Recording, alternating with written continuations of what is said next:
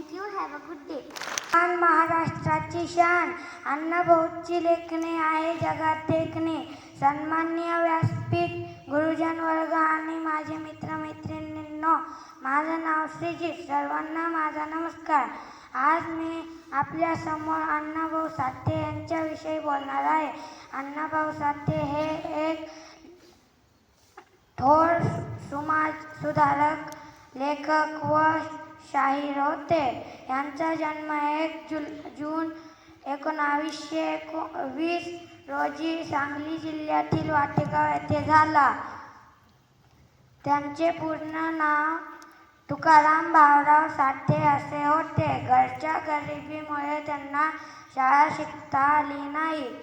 केवळ 1.5 दिवसातच त्यांनी शाळा सोडली.